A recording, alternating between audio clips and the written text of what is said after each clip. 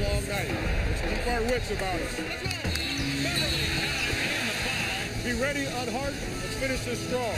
Hart rejected another Spurs block. All right, now, come on now, let's go. Here's Harden on the attack. And he steps on the side. Leonard pulls up.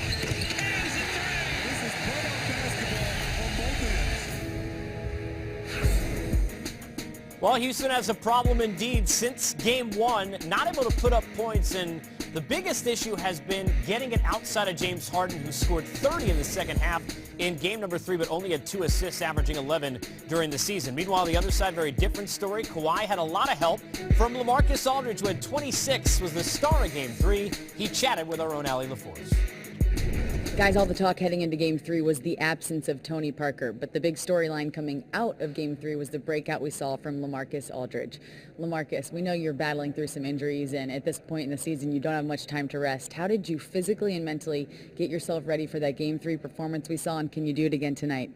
I just felt good. The tournaments have been great, doing some extra things on the off days and just trying to find some things to tweak on game days.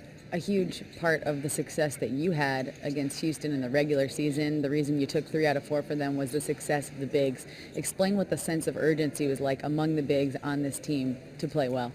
I think it was just, take our time. I feel like the previous 2 games, Power and myself kind of rushed it, and I think we played at their pace. I thought last game we slowed down and, tried to look high-low more often. I think just being more patient, just gave us opportunities to score more. Each game from 1 to 3 has been so drastically different. It's been hard to nail down a theme. What is your gut and your sense after watching film of what this series is going to come down to? That's a good team. They're going to shoot the ball better. Their guys are going to play better. And it's just about trying to, keep them out of transition, trying to, be big down low for us, Power and myself, and just trying to contain Harden. He got off last game a little bit, so I got to try to guard him better. You're pretty good when it's a quiet 26, 10, and 7 that Kawhi Rick had in the last game, which kind of gets forgotten. But to get LaMarcus Aldridge being that guy, that 2 guy, if you will, scoring 26 points, it's a whole different team. Well, they've been waiting. They made it through the first round, obviously, without the need for him putting up these type of numbers. But once Tony Parker goes down, and as Tony was playing exceptionally well, they needed somebody to fill that, that second fiddle role offensively. Now, the keys that came out of LaMarcus there in that interview for me, which has changed this series, is the control of themselves and the pace with which they want to play versus chasing the Houston Rockets. This has slowed down. 2 games below 100 points for the Houston Rockets. I think that's the most all year in a row like that. So this is definitely a series that is being controlled by Spurs right now. And it's going to be interesting to see if the Houston Rockets can ratchet up their transition game. But at the end of the day, though, you still have Kawhi with the power defensively as the best 2-way player to guard James Harden at the end of the day, which makes, I think, Houston's efforts already a struggle out the gates. Well, that's the other thing, Coach. You've got Pop, you've got veteran leadership on the floor, and you've got smarts that's going to lead to adjustments, which we saw against James Harden in the last game. Yes, we did see adjustments against Harden, and basically what they did is they made him become a one-on-one player. They tried to take the other guys out of the game so that they wanted Harden to be the only scorer. They made it tough on him. All of a sudden, you got Jonathan Simmons now playing major minutes, and he's in the lineup. So now all of a sudden you have him switching on Harden. You don't have some of the other bigger guys that can't keep him in front. So they really made him work extremely hard to try to score baskets. Now, we haven't talked about his defense a lot this year because it's improved a bit and because the scoring and everything else has been so impactful, but we do have to talk about what happened to the defense and how the Spurs exploited it in Game 3. Well, he has to be on the floor, and we'll take a look at a couple of things here, but he has to be on the floor all the time. So they decided to put him on the bigger guys since they were going to double the post anyway. So here you see him on Powell. They're going to come from the baseline side to double, but when that happens, you're going to have a smaller guy that has to take a larger guy on the block, so he score right here.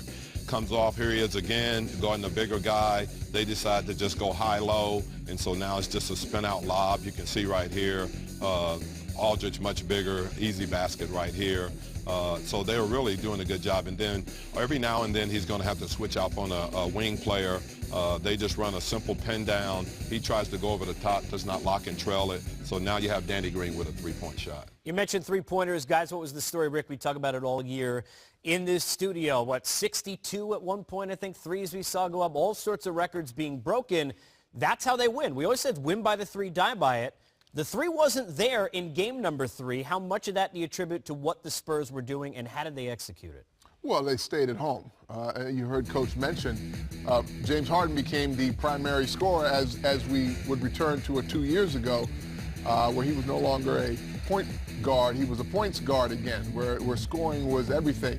They close out, they get tested, they get hands up, but still, you can see there weren't the wide open threes from the penetration and kickouts. There weren't the transition threes that they were getting by, getting out early ahead and there's a huge difference when this team is not knocking down threes, as we know. And there you can see in the numbers right there.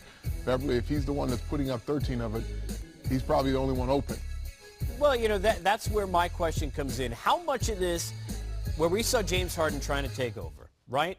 You mentioned 2 years ago. How much is him noticing that his teammates aren't getting the shots and feeling that, hey, look, I need to take over, which, by the way, gets against what they were doing successfully all year. But does he look at that, Rick, and what you just said, Coach, and say, hey, look, maybe I need to take more shots? Well, I think what has happened is that they're forcing them to take more shots because they're playing and staying at home with the three-point shooters. So they're making him the primary scorer and taking away the secondary scorer. So I think San Antonio's whole philosophy is that we can win with him getting 43 to 50 points. And you know this, Coach, with three-point shooters, if they don't see that ball go in, those shots get difficult. They're tougher to make. And so you see that 0 for 4, 0 for 4. Like guys didn't get good looks.